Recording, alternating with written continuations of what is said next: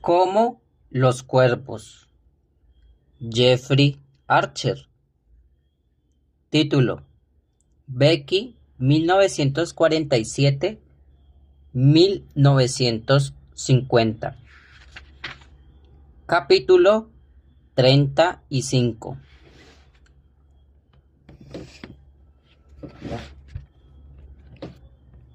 Noche tras noche yacía dormida, temiendo que Daniel averiguara algún día que Charlie no era su padre. Siempre que estaban juntos, Daniel alto y delgado, de ondulado cabello rubio y profundos ojos azules. Charlie, unos 8 centímetros más bajo, como mínimo, corpulento, de cabello fuerte y oscuro y ojos pardos. Pensaba que Daniel no tardaría en observar la diferencia. No ayudaba en absoluto que mi tez también fuera oscura. Las diferencias resultarán cómicas de no ser tan serias las implicaciones. Con todo, Daniel jamás se ha referido a las diferencias físicas o de carácter que existen entre él y Charlie. Charlie quiso que le contáramos a Daniel la verdad sobre Guy desde el primer momento, pero yo le convencí de que esperásemos a que el chico fuera lo bastante mayor para comprender todas las implicaciones. Cuando Guy murió, nos pareció que ya no tenía sentido agobiar a Daniel con hechos del pasado. Después, tras años de angustia y continuas protestas de Charlie, accedí finalmente a contarle la verdad a Daniel. Telefoné al Trinity la semana antes de que zarpara hacia Estados Unidos y le pregunté si podía llevarle en coche a Southampton. De esta manera, sabía que pasaríamos a solas varias horas sin temor a ser interrumpidos. Añadí que debía decirle algo importante. Salí hacia Cambridge un poco antes de lo necesario y llegué a tiempo de ayudar a Daniel a hacer el equipaje. Hacia las 11 nos dirigimos al A1. Durante la primera hora charlamos sobre su trabajo en Cambridge. Demasiados estudiantes, poco tiempo para la investigación. Pero en cuanto la conversación deviró hacia el problema de los pisos, supe que se me presentaba por fin la oportunidad de decir la verdad acerca de su padre. De pronto cambió mi tema y determinación se esfumó.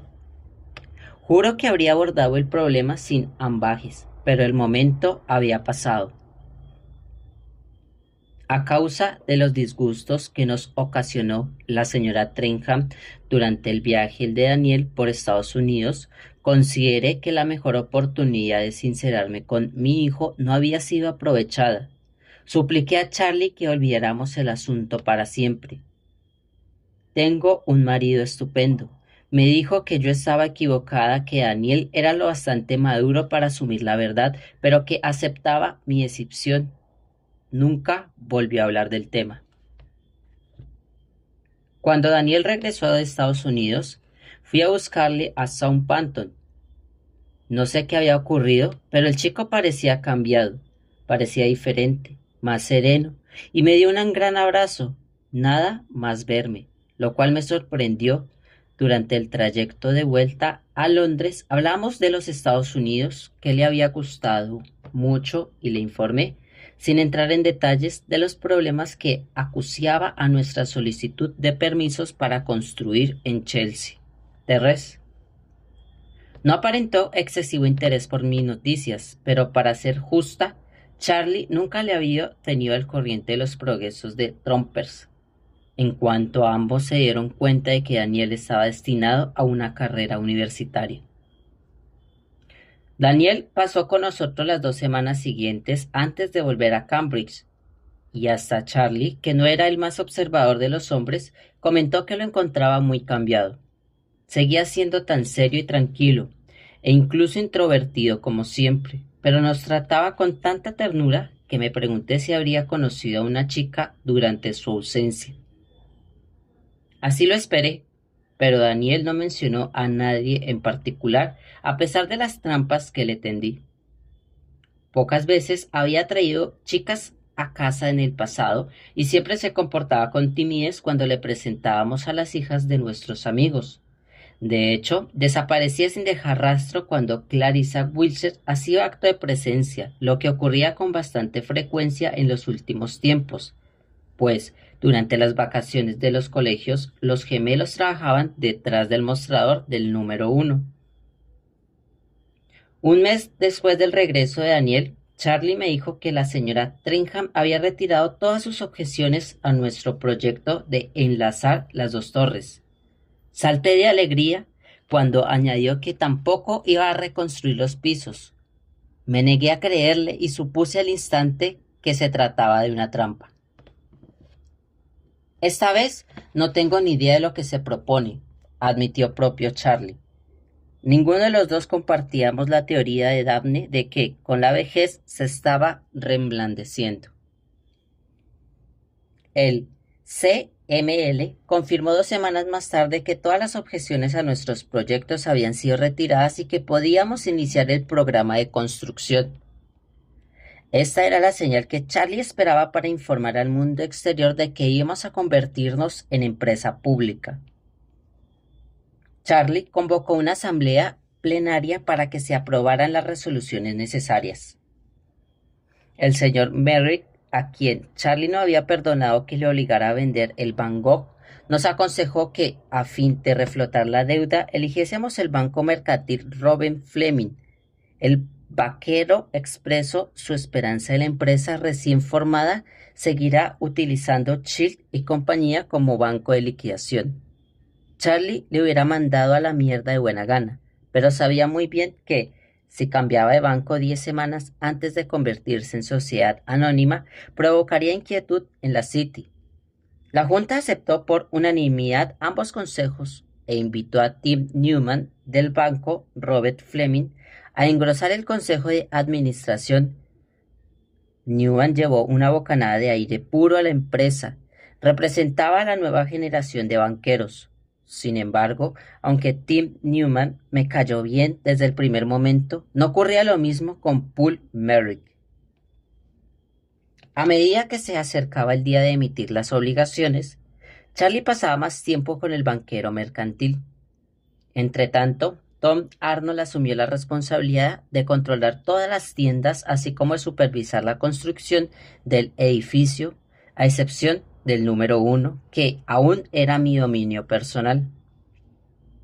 Yo había decidido, varios meses antes del anuncio definitivo, que quería montar una gran venta en la casa de subastas, coincidiendo con la declaración de Charlie anunciando que nos convertiríamos en empresa pública, y confiaba ciegamente en que la colección italiana, a la que había dedicado gran parte de mi tiempo, sería la oportunidad ideal para que Chelsea Terrace 1 cobrara la importancia que merecía.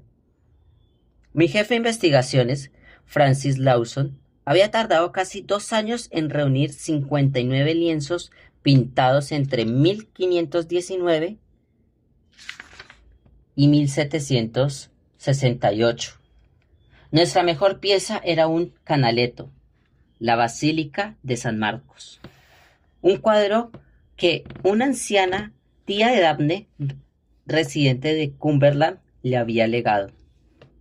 No es tan bueno como los dos que Percy tiene en la Nascaid, nos dijo con su estilo inimitable. De todos modos, confío en que el cuadro alcance su precio justo, querida. Si no es así, en el futuro tendré que visitar Shotby con más asiduidad. Fijamos un precio mínimo para el cuadro de 30.000 guineas. Insinué a Daphne que se trataba de una cifra muy sensata, recordándole que el precio máximo obtenido por un canaletto se elevaba a 38.000 guineas subastados en Cransted el año anterior. Mientras ultimaba los preparativos de la venta, Charlie y Tim Newton dedicaba casi todo su tiempo a visitar instituciones, bancos, compañías financieras y grandes inversores, informándoles de que arriesgaban su dinero en el carretón más grande del mundo. Tim se sentía optimista sobre el desenlace que creía que el número de peticiones superaría al de las acciones en venta. Aún así, consideraba que Charlie y él deberían ir a Nueva York para despertar el interés de los inversores norteamericanos. Charlie calculó que debía volver del viaje a los Estados Unidos el día anterior a la subasta y 3 semanas antes de que nuestra oferta de obligaciones se abriera al público. Sucedió un lunes de enero por la mañana. Es posible que no me encontrara en mi mejor momento, pero habría podido jurar que reconocía a una clienta que charlaba animadamente con una de nuestras empleadas nuevas. Lamenté no conseguir ubicar a aquella mujer madura, cuyo aspecto indicaba que se encontraba en dificultades de índole económica y que tal vez sería obligada a vender parte de su herencia. En cuanto se marchó, me acerqué al escritorio y pregunté a Katy quién era. Una tal señora Bennet, contestó la muchacha. Como el nombre no significó nada para mí, le pregunté qué deseaba. Katy me tendió un pequeño óleo de la Virgen María y el Niño. La señora me preguntó si esta pintura podía aún incluirse en la subasta de piezas italianas. Ignoraba su procedencia y por aspecto pensé si no se trata de una obra robada. Miré el pequeño óleo y comprendí al instante que la mujer era la hermana menor de Charlie. Yo me ocuparé de esto. Por supuesto, señora Tromper. Subí en ascensor a la última planta, pasé junto a Jessica Allen y entré en el despacho de Charlie. Le di el cuadro para que lo examinara y le expliqué cómo había venido de nuevo a parar a nuestras manos.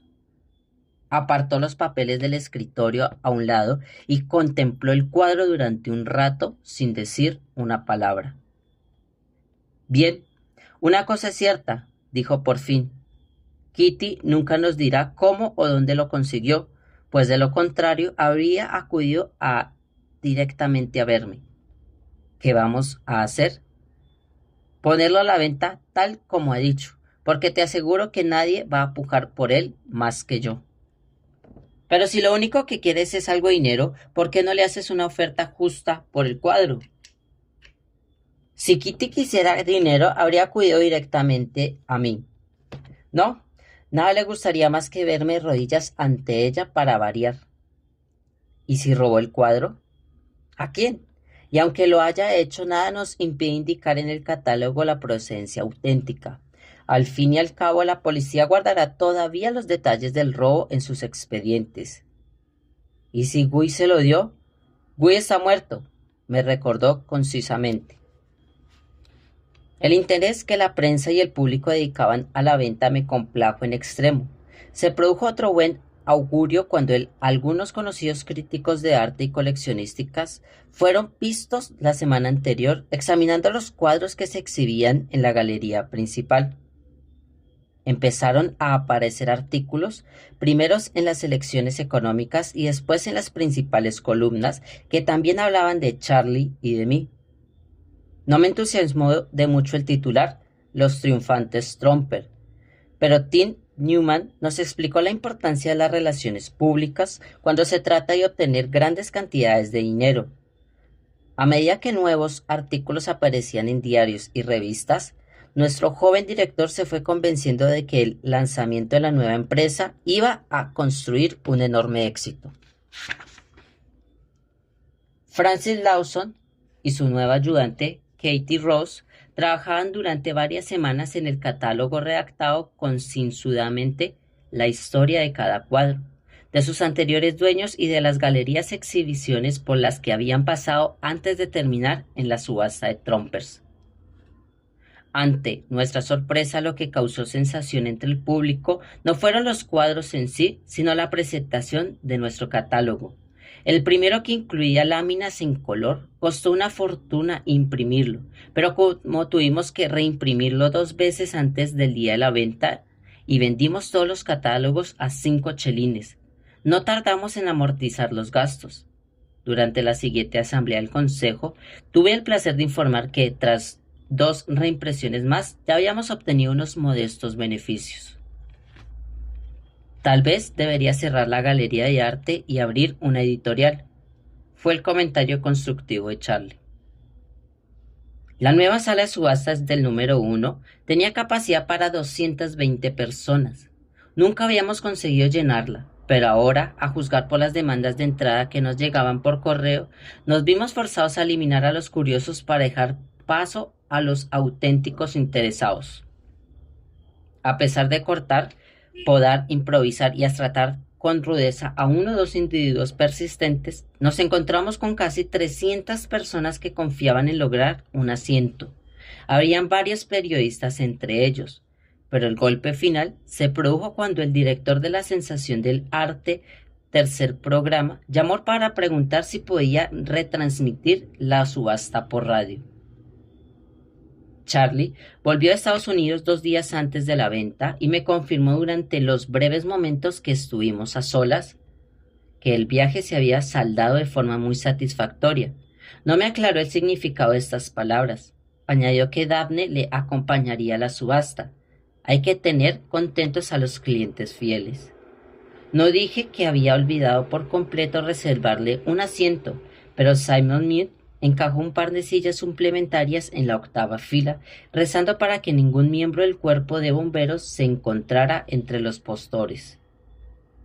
Decidimos celebrar la venta a las 3 de la tarde del martes. Tune Newman nos había advertido que, si queríamos conseguir la máxima publicidad en los periódicos del día siguiente, la hora era de importancia capital. Simon y yo pasamos en pie toda la tarde anterior a la subasta con nuestro personal, quitando los cuadros de las paredes y colocándolos en el orden correcto. Después comprobamos la iluminación del caballete donde exhibirían y por fin situamos las sillas lo más juntas posibles. Empujamos hacia atrás el estrado desde el que Simon dirigía la subasta y conseguimos añadir una fila más que quedó menos espacio para los observadores que siempre permanecían de pie junto al subastador, localizando a los postores, pero no solucionó 14 otros problemas. Por la mañana efectuamos un ensayo. Los porteros colocaban cada cuadro en el caballete cuando Simon anunciaba el número de lote y lo quitaba cuando bajaba el martillo y anunciaba el siguiente lote. Por fin izaron el canaleto al caballete. El cuadro exhibía toda la técnica refinada y minuciosa observación que constituía la marca del maestro. Sonreí. Un momento después, la obra maestra fue sustituida por el cuadro de la Virgen y el Niño, que pertenecía a Charlie. A pesar de las intensas investigaciones efectuadas por Katy, no había conseguido rastrear sus antecedentes, de modo que nos limitamos a cambiar el marco de la pintura y atribuirlo en el catálogo de la escuela del siglo XVII. Consigné en mi libro un precio aproximado de 200 guineas, aunque sabía muy bien que Charlie tenía la intención de volver a adquirir el óleo al precio que fuera. Seguía preocupándome la forma en que Kitty lo había conseguido, pero Charlie me repitió varias veces que dejara de comerme el coco. En cualquier caso, tenía problemas más importantes en su cabeza que el de saber cómo había llegado a manos de su hermana el regalo de Tommy. A las 2:15 ya habían algunas personas sentadas en la sala de subastas. Reconocí a más de un comprador importante y propietario de la galería que nunca se había encontrado con una sala tan repleta, y acabo de pie en la parte de atrás apoyado contra un pared lateral. A las 3:45 solo quedaban algunos asientos libres y las personas que habían llegado a la última hora se hallaban apretujadas contra las paredes laterales. Una o dos estaban en cuclillas en la fila central. Daphne entró a las 3:05 vistiendo un elegante traje cachemira azul oscuro que yo había visto anunciado en el Vogue el mes pasado. Charlie, con aspecto de cansancio, la seguía a un paso de distancia.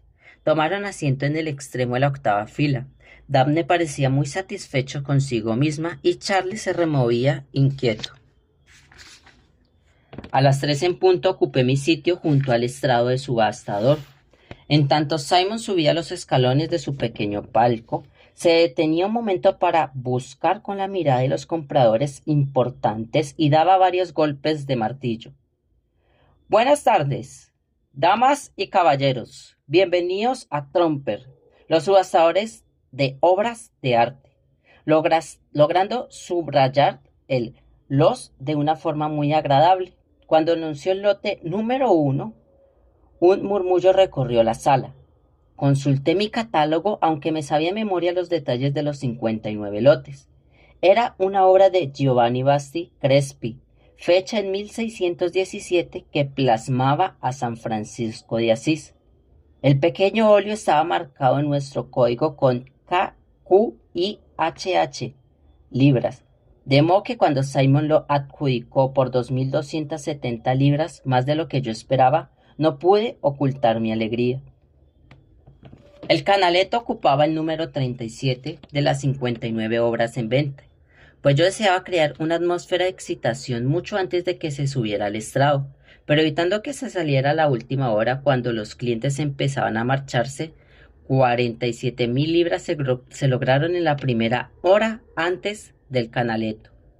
Cuando el lienzo de 1,20 m de ancho se situó a la luz del foco, los espectadores que veían por primera vez la obra maestra jadearon. Una pintura de Basílica de San Marcos, obra de Canaletto, dijo Simon, fecha en 1741, como si tuviéramos media docena más guardadas en el sótano. Esta pieza ha despertado un considerable interés y abrió la puja con 10.000 libras. Sus ojos exploraron la sala mientras mis observadores y yo vigilábamos la procedencia de la segunda puja. 15.000, dijo Simon mirando a una representante del gobierno italiano sentado en la quinta fila. 20.000 libras en la parte de atrás. Tenía que ser el representante de la colección Mellon. Siempre se sentaba en la segunda fila, empezando por atrás, con un cigarrillo colgando de los labios para indicarnos que continuaba pujando. 25.000, dijo Simon mirando de nuevo el representante del gobierno italiano. 30.000, el cigarro seguía desprendiendo humo, Mellon continuaba la casa. 35.000, localicé a un nuevo postor sentado en la cuarta fila a mi derecha, el señor Randall, el director de galería de Wilstein, de la calle Bond. 40.000, anunció Simon cuando otra nube de humo se elevó de la parte trasera. Habíamos sobrepasado las estimaciones de Dabney, aunque ninguna emoción se reflejó en su rostro. 50.000, en mi opinión, era una puja difícil de superar. Miré al palco y vi que la mano izquierda de Simon temblaba. 50.000, repitió con cierto nerviosismo cuando un nuevo pastor de la primera fila, al que no reconocí, empezó a casear furiosamente. El cigarrillo echó otra nube de humo. 55.000, 60.000. Simon concentró su atención en el postor desconocido, quien confirmó su insistencia con brusco asentimiento. 65.000. El representante de Mellon continuó echando humo, pero cuando Simon miró al postor de la primera fila, recibió una vigorosa sacudida de cabeza. 65.000 en la parte de atrás. 65.000. ¿Alguien ofrece más? Simon miró el postor de la primera fila. Ofrezco el Canaletto por 65.000 libras. 65.000 libras a las 2. Vendido por 65.000 libras. Simon dio el martillazo definitivo antes de que hubiera transcurrido 2 minutos desde la primera oferta y yo marqué ZIHHH en mi catálogo mientras una espontánea salva de aplausos brotaba del público, lo nunca visto en el número 1. Todo el mundo se puso a hablar en voz alta. Simon se volvió hacia mí. Lamento la equivocación, Becky, susurró. Entonces comprendí que el salto de 45.000 se debía a que los nervios habían traicionado al subastador. Reflexioné sobre los posibles titulares de los periódicos que aparecían al día siguiente. Precio récord por un Canaletto en la subasta celebrada en Trompers. A Charlie le gustaría. No creo que el cuadro de Charlie alcance esa cantidad, añadió Simon con una sonrisa. La Virgen María y el Niño reemplazó al Canaletto en el estrado, y Simon se dirigió al público de nuevo. Silencio, por favor. La siguiente pieza, número 38 del catálogo, es el de la escuela de El Brocisno. Paseó la mirada por la sala. Inicio la subasta con 150. Hizo una breve pausa. Libras por este lote. ¿Quién da 275? Dabney, que debía ser el señuelo de Charlie, levantó la mano. Intenté contener una carcajada. 175 guineas. ¿Quién ofrece 200? Simon escudriñó al público, pero nadie se movió. En tal caso, la ofrezco a la sala por un 175 libras a las 2 y a las 3 y... Pero antes de que Simon bajara el brazo, un hombre corpulento de bigote parduzco vestido con una chaqueta de tweed, camisa a cuadros y corbata amarilla se levantó y gritó: esa pintura no es de la escuela de, sino del propietario Bronzino, y fue robada de la iglesia de St. Augustine, cerca de Reims, durante la Primera Guerra Mundial. Se produjo una gran confusión. La gente miró primero al hombre de la corbata amarilla y después se volvió para examinar el cuadro. Simon descargó repetidas veces su mazo, incapaz de recuperar el control, mientras los lápices de los periodistas corrían frenéticamente sobre el papel. Vi a Charlie y Daphne que, con la cabeza gacha, sostenían una intensa conversación. Una vez dominada el clamor, la atención se concentró en el hombre que había lanzado la acusación y que seguía de pie en su sitio. Creo que está en un error, señor, dijo Simon con firmeza. Le aseguro que la galería conoce esta pintura desde hace años. Le aseguró. Señor, contestó el hombre, que el cuadro es un original y aunque no acuso a su dueño anterior de ser un ladrón, puede mostrar que fue robado. Muchos espectadores consultaron en su catálogo el nombre del antiguo propietario. En la primera línea, impreso en negrita, se leía la colección privada de Sir Charles Trumper. El griterío se recrudeció, pero el hombre continuó de pie. Me incliné hacia adelante y tiré a Simon de la pernada del pantalón. Se agachó y le susurré mi decisión al oído. Dio varios golpes de mazo y el público se fue callando. Miré a Charlie, que estaba blanco como la cera, y a Daphne, que continuaba serena y le apretaba la mano. Como yo estaba convencida de que debía existir una explicación sencilla, me sentía curiosamente indiferente. Me han indicado que este loque será retirado hasta nuevo aviso, anunció Simon después de restaurar el orden. Lote número 39. Se apresuró a añadir cuando el hombre en la chaqueta de tweed salió de la sala, perseguido por una nube de periodistas. Ninguna de las restantes 21 piezas alcanzaron el premio mínimo fijado. Y cuando Simon bajó el martillo por última vez, y aun pesar de que habíamos roto los récords de cualquier subasta por una obra italiana, sabía muy bien lo que dirían los periódicos al día siguiente. Miré a Charlie, quien hacía lo posible por aparentar calma. Me giré de forma instintiva hacia la silla que había ocupado el hombre de la chaqueta de tweed marrón. La sala empezaba a vaciarse y reparé por primera vez en la mujer sentada directamente detrás de aquella silla, muy erguida, inclinada hacia adelante con las dos manos descansando sobre el pomo de un parasol. Me estaba mirando. En cuanto a la señora Trenham estuvo segura de que yo la había visto, se levantó con serenidad y salió sin prisa de la galería. La prensa del día siguiente obtuvo un gran éxito. A pesar de que ni Charlie ni yo habíamos hecho declaración alguna, nuestra foto ocupaba todas las portadas, excepto la del Times. Apenas se mencionaba el canaleto en los 10 primeros párrafos de todos los artículos. El hombre que había lanzado la acusación se había esfumado sin dejar rastro, y el episodio se había olvidado de no ser porque el monseñor Pierre Guichard, obispo de Reims, había accedido a ser entrevistado por Freddie Barker, el corresponsal especializado en la sala de subastas del Daily Telegraph. Había sacado a la luz el hecho de que el Guichard era el párroco de la iglesia donde había colgado el cuadro original. El obispo confirmó a Barker que el cuadro había desaparecido de forma misteriosa durante la guerra y que en su momento había denunciado el robo a la sección correspondiente de la Sociedad de Naciones, responsable de velar, atendiendo la Convención de Ginebra, por la devolución de sus legítimos propietarios tras el cese de las hostilidades de las obras de arte robadas. El obispo continuó diciendo que reconocía la pintura si la viera de nuevo. Los colores, los trazos, la serenidad del rostro de la Virgen, todo el genio de la composición del Bronzino, seguiría grabados en su memoria hasta el día de su muerte. Barker le citó textualmente. El corresponsal del Telegraph llamó a mi oficina el día que apareció la entrevista y me informó de que su diario tenía intención de trasladar al distintivo sacerdote corriendo con los gastos para que examinara la pintura y se aclarara el misterio de una vez por todas. Nuestros consejeros legales nos advirtieron de que sería poco inteligente por nuestra parte impedir al obispo que viera el cuadro. Negarle el acceso sería tanto como reconocer que intentábamos ocultar algo. Charlie accedió sin vacilar. Dejemos que vea el cuadro, se limitó a añadir. Estoy seguro de que lo único que se llevó Tommy de aquella iglesia fue un casco alemán.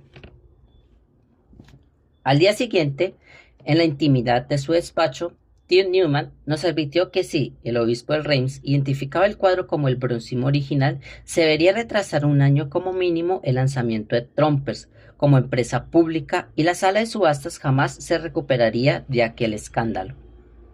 El obispo de Reims llegó en avión a Londres el jueves.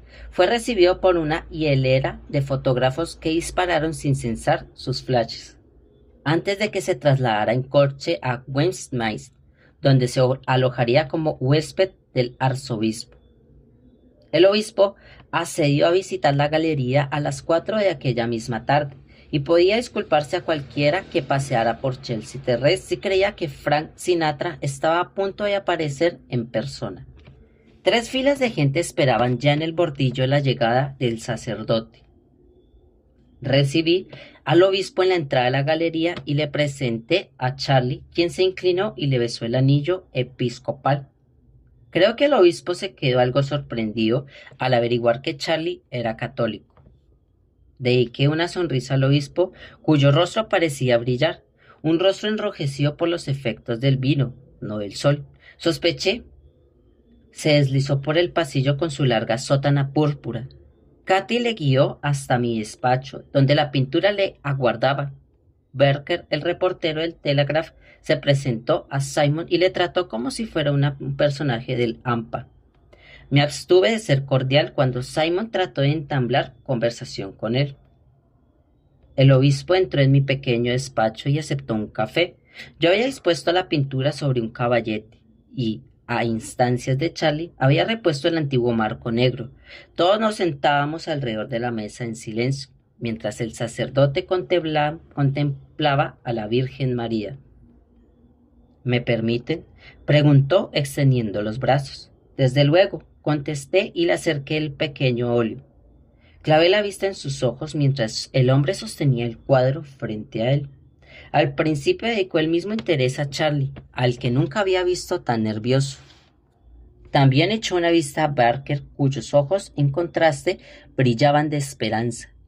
Después el obispo concentró su interés en el cuadro, sonrió y pareció quedar fascinado por la Virgen María.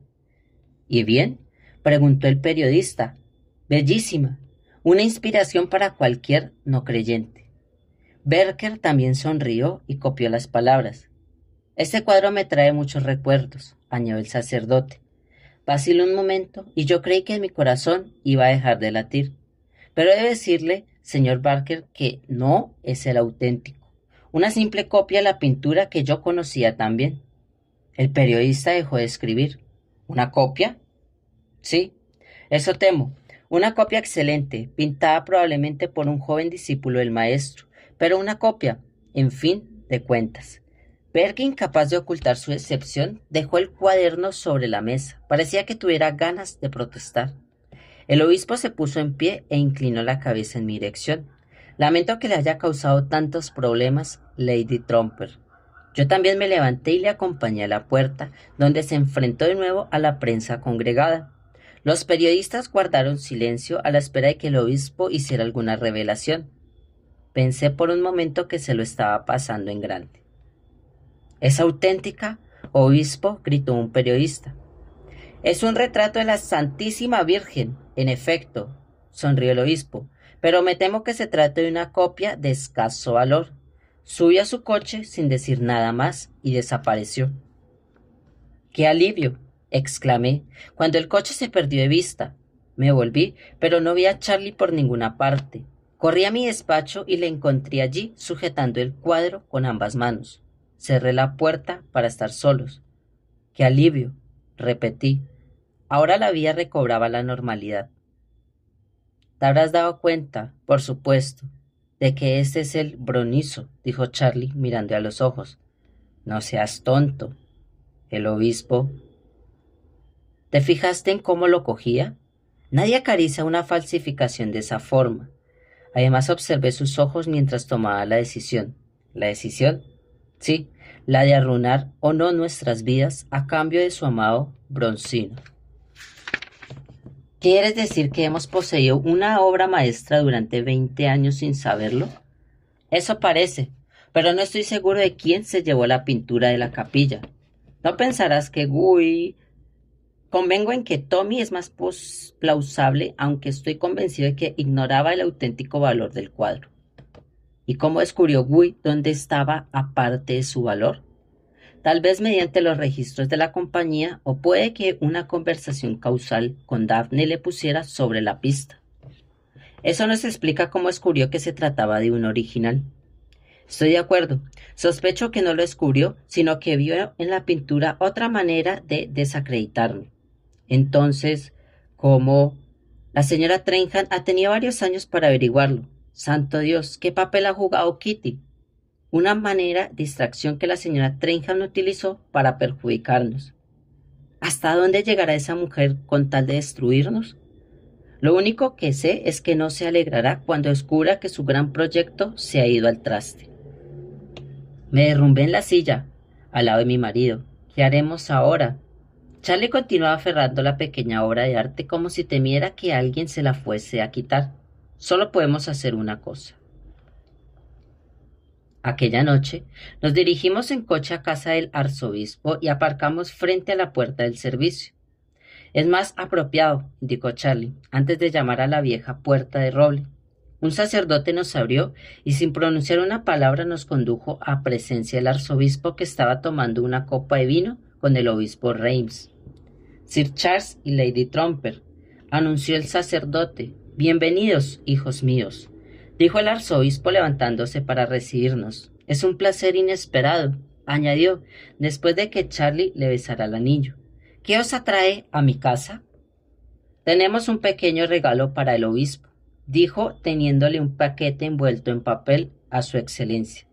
La sonrisa de los vistos fue idéntica a la que había aparecido en su rostro cuando afirmó que la pintura era una copia.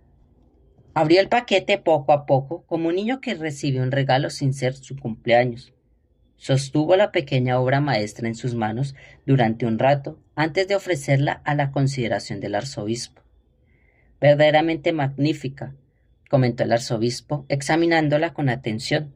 Después la devolvió al obispo. ¿Dónde la colgará? Creo que el lugar apropiado será sobre la cruz de la capilla de St. Agustín. Dentro de un tiempo, alguien mucho más versado que yo en esa materia declarará que el cuadro es un original. Levantó la vista y sonrió, una sonrisa demasiado perversa para venir de un obispo. El arzobispo se volvió hacia mí. ¿Les apetece a usted y a su marido quedarse a cenar con nosotros? Le agradecí su amabilidad, pero aduje un compromiso previo. Los dos nos despedimos de ellos y salimos de la casa en silencio. Cuando la puerta se cerró a nuestras espaldas, me pareció oír decir al arzobispo: «Has ganado la apuesta, Pierre».